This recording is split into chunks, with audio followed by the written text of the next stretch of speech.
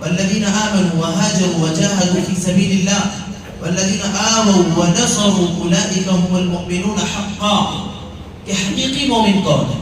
وہ لوگ کون ہیں جن کے دل میں سچا ایمان ہے، جو ایمان کے دعوے کے ساتھ ایمان کے مطابق ان کی زندگی بھی ہے. وہ کون لوگ ہیں؟ اللہ نے کہا والذین آمنوا، جو ایمان لائے. ایمان والوں کی صفت سب سے پہلی کیا؟ کہ جو ایمان لائے، یعنی زبان سے جو کہتے ہو دل میں بھی ان کے وہی ہو اور عمل بھی ان کا ویسا ہی ہو. کہ ایمان کے 3 اجزاء ہیں: اقرار باللسان وتصدیق بالجنان وعمل بالارکان. زبان سے جو کہہ رہے ہو دل میں بھی وہی ہو اور ہمارے عمل سے بھی وہی ظاہر ہو رہا ہو. یہ ہے ان 3 چیزوں کا نام ہے ایمان. تو سب سے پہلی چیز ایمان والوں کی صفات میں کہ جو وہ کہیں وہی ان کے دل میں بھی ہو اور وہی ان کے عمل سے بھی ظاہر ہو. پہلی چیز. اور دوسری چیز کیا؟ وہاجروا، اور ہجرت کریں. اب ہجرت کیسی بھائی؟ ہجرت ایک تو ہجرت مکانی، ایک جگہ سے دوسری جگہ اللہ اس کے رسول کے لیے دین پر عمل کرنے کے لیے ایک جگہ سے دوسری جگہ ہجرت کر جانا، جیسا کہ اللہ کے نبی صلی اللہ علیہ وسلم نے اور آپ کے صحابہ کرام نے ہجرت کیا تھا. کہ جب مکے میں اہل ایمان کو بہت زیادہ تکلیفیں دی جانے لگی اور ان کی زندگی بہت تنگ کر دی گئی، ان کا جینا دوبھر کر دیا گیا، تو اللہ تعالیٰ کے حکم سے اللہ کے نبی صلی اللہ علیہ وسلم نے اور صحابہ کرام رضوان اللہ علیہ مجمعین نے ہجرت کی. پہلی ہجرت حبشہ کی جانب ہوئی، پھر دوسری ہجرت پھر حبشہ کی جانب ہوئی، اور تیسری ہجرت مدینہ منورہ کی جانب ہوئی. یہ ہجرت مکانی ہے. آج بھی اگر ہم کسی ایسی جگہ پر رہتے ہیں جہاں پر ہمیں دین پر عمل کرنا مشکل ہو رہا ہے، دین کے مطابق زندگی گزارنا ہمارے لیے ممکن نہیں ہو رہا ہے، تو ہماری یہ دینی ذمہ داری عائد ہوتی ہے ہم پر کہ ہم اس جگہ سے اس جگہ کو چھوڑ کر ایک ایسی جگہ منتقل ہو جائیں جہاں پر ہم سکون کے ساتھ اللہ تبارک و تعالیٰ کی تعلیمات کے مطابق اور نبی صلی اللہ علیہ وسلم کے تعلیمات کے مطابق دین پر عمل کر سکیں. یہ ہے ہجرت مکانی، ایک جگہ سے دوسری جگہ ہجرت کرنا. اور دوسری ہجرت کی ایک اور قسم ہے ہجرت عمل. ہجرت عمل کیا ہے؟ زندگی میں برائیاں بہت زیادہ ہیں، گناہ بہت زیادہ ہے، اللہ تبارک و تعالیٰ سے دوری ہے، دین سے دوری ہے، اللہ کے کلام سے، اللہ کے گھر سے، مسجد سے، نمازوں سے، روزوں سے، صدقات و خیرات سے، مکمل دین سے دوری ہے. پھر دل میں اللہ کا خوف آئے. یہ آیت کریمہ سنائی کہ الم یأن للذین آمنوا ان تخشع قلوبهم لذکر اللہ. کیا اہل ایمان کے لیے ابھی وہ وقت نہیں آیا کہ ان کے دل میں اللہ تبارک و تعالیٰ کا ڈر پیدا ہو جائے؟ ایسی آیات سنائی پڑے اور پھر دل پلٹ جائے. اللہ تبارک و تعالیٰ ہمارے دل کو پلٹ دے اور ہمارے دل میں ایمان آ جائے، ہمارے دل میں عمل صالح کا جذبہ آ جائے، اور اس جذبے کے ساتھ ہم برے کاموں سے، غلط کاموں سے، اللہ کی نافرمانی سے، رسول اللہ صلی اللہ علیہ وسلم کی نافرمانی سے، ان تمام چیزوں سے اپنے آپ کو دور کر لیں. یہ ہے ہجرت عمل. اور یہ دونوں ہی قسم کی ہجرتیں یہاں پر اللہ تعالیٰ نے جب کہا والذین آمنوا وہاجروا کہ وہ ہجرت بھی کریں، تو دونوں قسم کی ہجرت اس کے اندر شامل ہے. اہل ایمان کی ایک اور صفت اللہ تبارک تعالیٰ نے کہا وجاہدوا فی سبیل اللہ، اور اللہ رب العالمین کے راستے میں جہاد کریں. اب جب لفظ جہاد آتا ہے تو ہمارے ذہنوں میں کیا آتا ہے؟ کیا آتا ہے؟ بولو بھائیوں. جی جہاد کا لفظ جب آئے تو ہمارے ذہنوں میں کیا آتا ہے؟ بولو. جی میں جب تک جواب نہیں لوں گا آگے نہیں بڑھوں گا. یہی درس ختم ہو جائے گا آج، لہذا جواب دیجیے. ہاں دیکھیے بچے کیا نام ہے آپ کا؟ سعد نے بتایا کہ جب لفظ جہاد ہمیں سنائی پڑتا ہے تو ہمارے ذہن میں یہ تصور بنتا ہے کہ لڑائی جھگڑا مار دھاڑ خون ریزی ہے نا.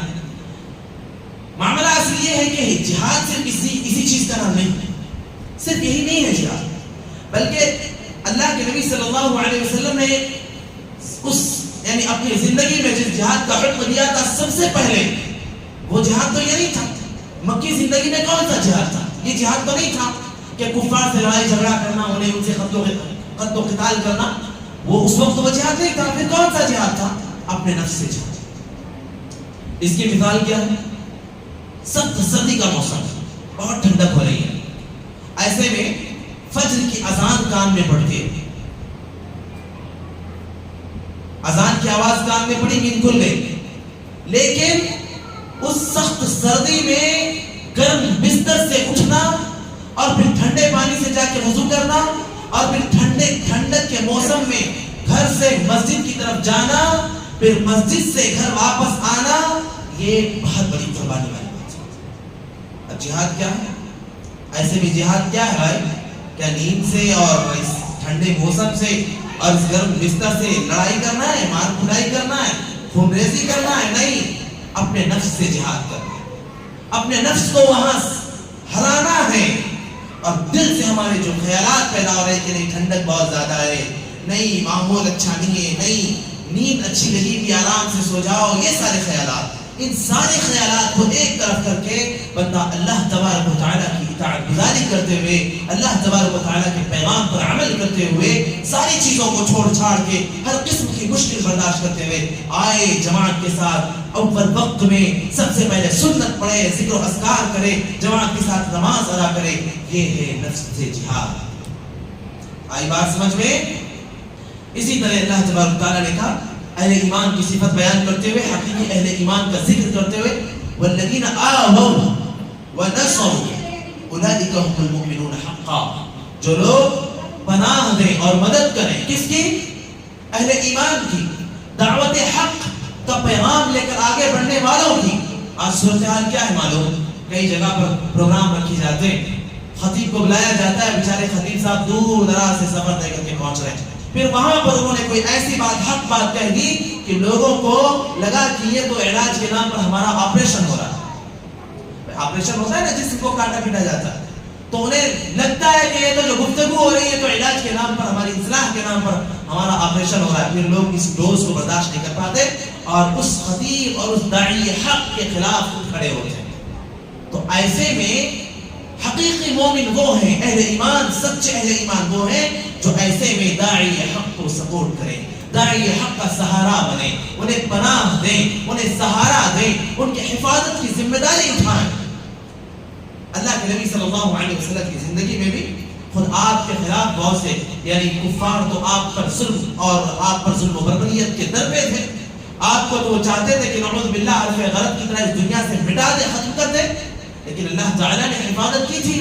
بہت سے صحابہ کرام جو ایک وقت میں ان کی کفر کی زندگی میں تھے، پھر اللہ نے انہیں ایمان کی توفیق عطا کی، وہ ایمان والی زندگی ان کو نصیب کی، پھر وہ اللہ کے نبی صلی اللہ علیہ وسلم کے لیے سہارا بنے۔ اب آپ دیکھیں احد اور بدر کے موقع پر، بطور خاص احد کے موقع پر جب اللہ کے نبی صلی اللہ علیہ وسلم کی نعوذ باللہ یہ افواہ اڑا دی گئی کہ آپ کو نعوذ باللہ شہید کر دیا گیا ہے، تو ایسے میں صحابہ کرام کے حوصلے پست ہو گئے، ٹوٹ گئے ان کے حوصلے، انہیں لگا کہ ہم جن کے لیے ہم جنگ کر رہے تھے، جن کی طرف سے ہم جنگ کر رہے تھے، اب وہی اس دنیا میں نہ رہے تو ہمارا لڑنا بیکار ہے، ہمارا جنگ کرنا بیکار ہے۔ حالانکہ وہ صحابی کوئی اور تھے جن کو قتل کیا گیا تھا، جنہیں شہید کیا گیا تھا۔ پھر بعد میں جب اللہ کے نبی صلی اللہ علیہ وسلم نے آواز لگائی کہ لوگوں میں ادھر ہوں، صحابہ کرام رضوان اللہ علیہ مجمعین آئے، آپ کے اطراف سرکل بنا لیا، سیفٹی سرکل جسے کہتے ہیں، آپ صلی اللہ علیہ وسلم کے اطراف بنا لیا، تو بعض صحابہ کرام نے بڑی جانبازی کے ساتھ لڑا، جنگ کی۔ اور میرے بھائیوں، صحابہ کرام میں بعض ایسے بھی تھے، یعنی بطور خاص سعد بن ابی وقاص رضی اللہ عنہ، طلحہ بن عبید اللہ رضی اللہ عنہ، یا اسی جیسے اور بھی صحابہ کرام جنہوں نے آپ صلی اللہ علیہ وسلم کی طرف مشرکین کی جو تیریں آتی تھی وہ انہیں اپنی ہتھیلیوں پر روک رہے تھے، وہ ان تیروں کو اپنی پیٹھوں پر روک رہے تھے کہ ہمارا ہاتھ زخمی ہو تو ہوتا جائے، ہماری پیٹھ زخمی ہو تو ہوتی رہے، ہمارا بدن چھنی ہو تو ہوتا رہے، لیکن اللہ کے رسول جناب محمد رسول اللہ صلی اللہ علیہ وسلم کو ایک زخم بھی نہیں آنا چاہیے۔ تو یہ ہے اہل حق کا سہارا دے۔ اللہ تعالیٰ نے اسی بات کو یہاں بیان کیا ہے، والذین آووا ونصروا، جو سہارا اور پناہ دیتے ہیں اور مدد کرتے ہیں، اولئک هم المؤمنون حقا، حقیقی مومن وہی لوگ۔ زبان سے دعویٰ کرنے والے صرف نہیں کہ عمل کچھ اور ہو، دل میں کچھ اور ہو، اور زبان پر تو حق کی بات ہو، زبان پر ایمان کی باتیں ہو، ہے نا میرے بھائیوں، یہ حقیقی مومنوں کی صفت نہیں۔ اسی طرح اللہ تعالیٰ نے اس کے بعد بھی اگلی آیت کریمہ میں کہا والذین آمنوا من بعد وهاجروا وجاهدوا معكم فاولئک منکم.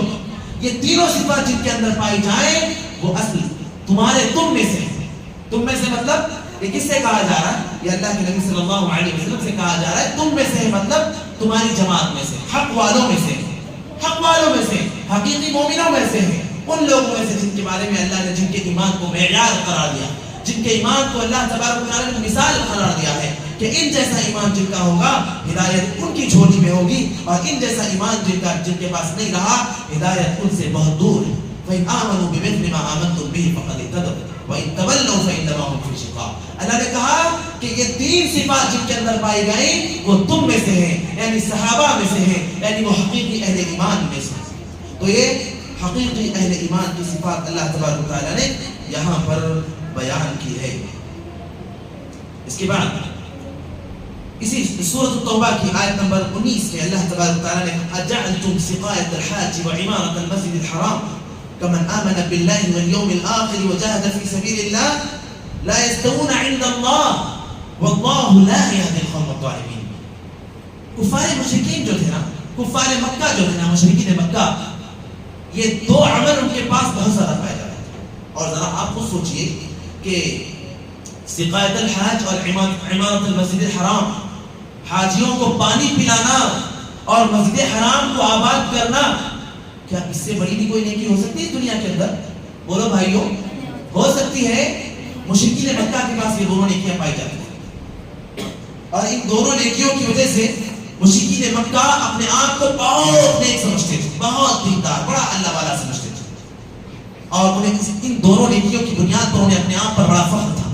اللہ تعالیٰ نے کہا کہ کیا تم نے صرف حاجیوں کو پانی پلانے کو اور مسجد حرام کے آباد کرنے کو, کیا تم نے ان دونوں نیکیوں کو, یہ دو نیکی کرنے والوں کو تم نے ان کے برابر سمجھ لیا جن کے پاس یہ تین صفات پائی جائیں جن کا ذکر اس سے پہلے اللہ تعالیٰ نے کر دیا؟ یہاں پر بھی دوبارہ ان کا ذکر ہوا کمن آمن باللہ والیوم الآخر وجاہد فی سبیل اللہ, جو اللہ پر ایمان لائے, جو آخرت کے دن پر ایمان لائے, جو اللہ کی راہ میں جہاد کریں.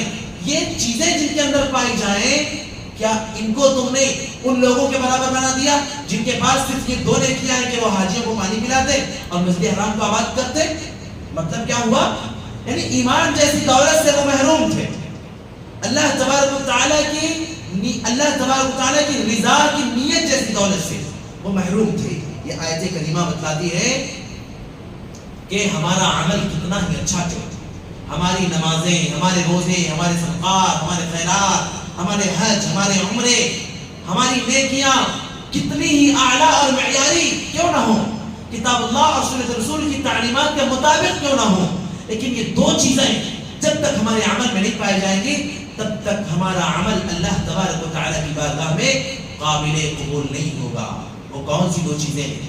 پہلی, ایمان باللہ, اللہ تبارک و تعالیٰ پر ایمان, یعنی ہم جو بھی عمل کریں وہ اللہ تبارک و تعالیٰ کی رضا کی نیت کے ساتھ ہونی چاہیے. اور دوسری, اللہ اور اس کے رسول صلی اللہ علیہ وسلم کی تعلیمات کے مطابق ہونا چاہیے. ہم نمازیں کتنی ہی پڑھ لیں, نمازیں پڑھنے میں, روزے رکھنے میں, حج و زکات کرنے میں, نیکیاں کرنے میں ہم اپنی زندگی کو کیوں نہ ختم کر لیں, ہم اپنے آپ کو بھلا کیوں نہ لیں, سجدے کر کر کے ہم اپنی پیشانی کو زخمی کیوں نہ کر لیں, لیکن اگر یہ دو شرطیں ہماری عبادت میں پائی نہیں جاتی تو اللہ تبارک و تعالیٰ کے پاس ایسی عبادتوں کی کوئی اہمیت نہیں. ایک صحابی رسول عدی بن حاتم الطائي وہ اللہ کے نبی صلی اللہ علیہ وسلم سے سوال کرتے کہ اللہ کے نبی, اے اللہ کے نبی, میرے والد محترم, یعنی کون؟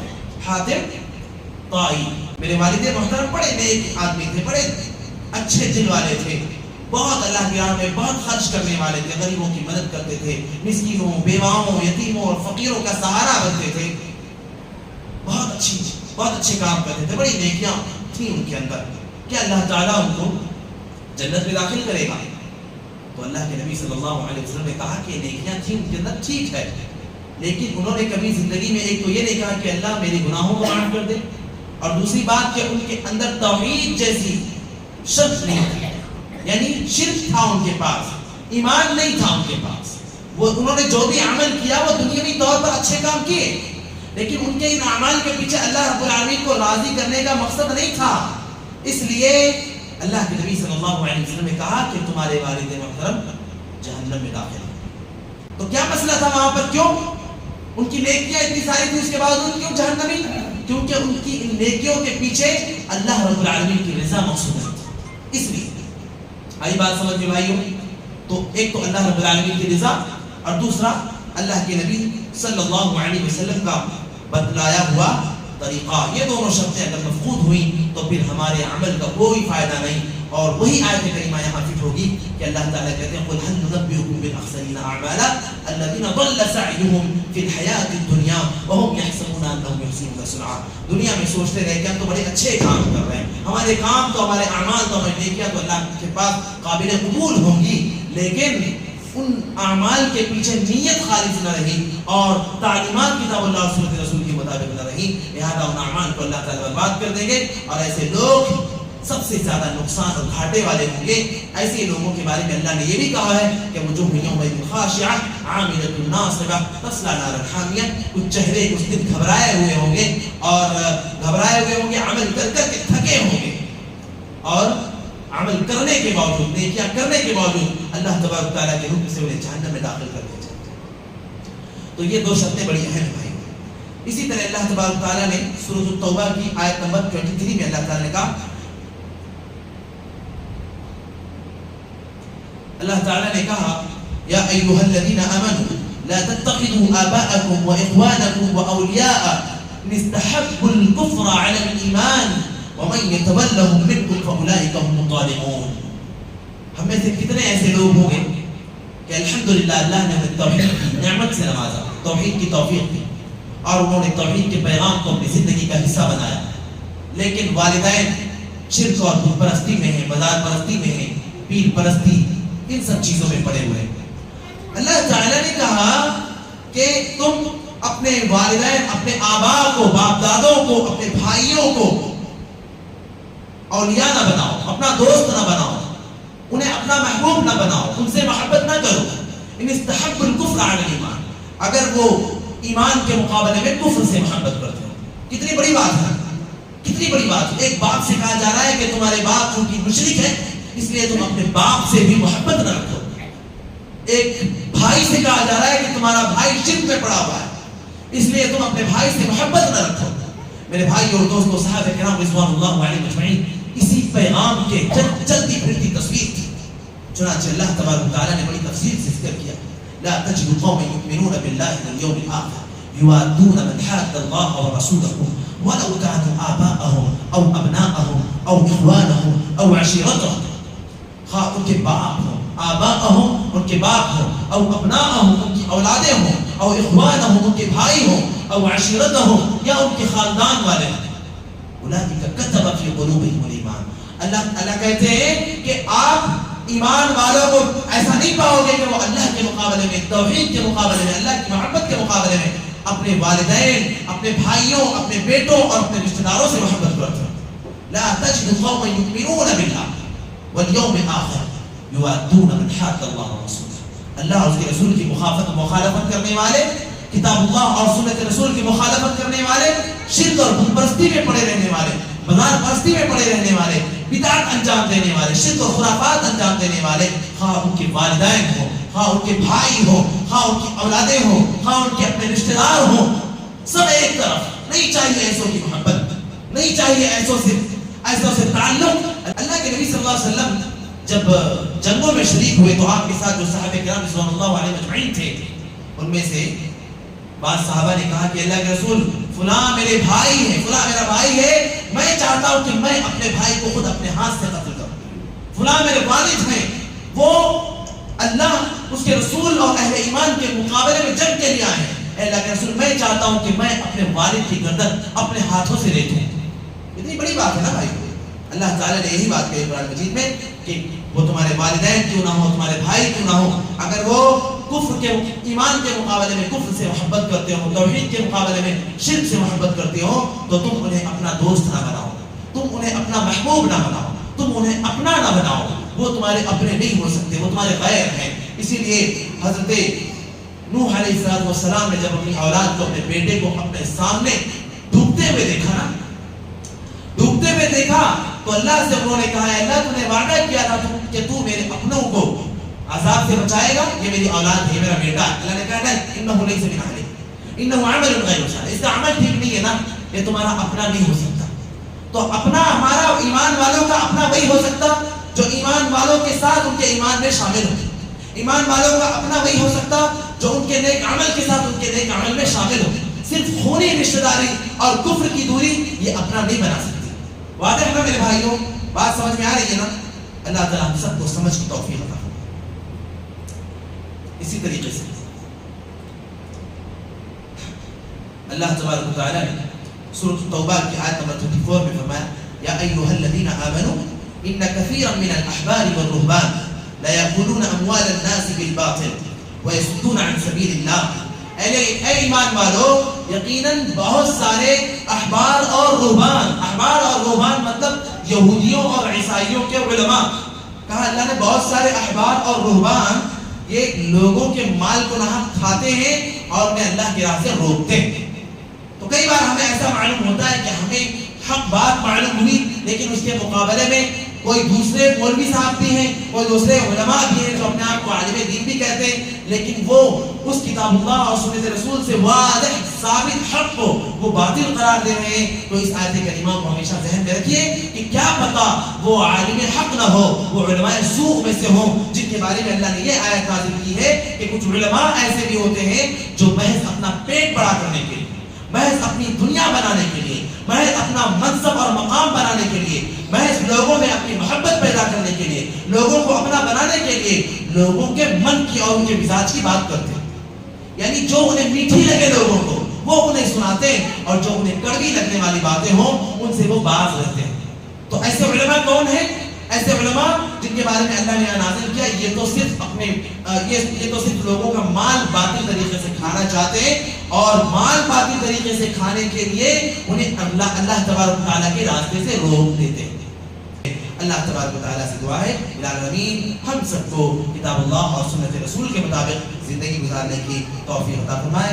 सुब्हानक अल्लाहुम्मा व बिहम्दिक अशहदु अन ला इलाहा इल्ला अंत अस्तगफिरुका व अतूबु इलैक।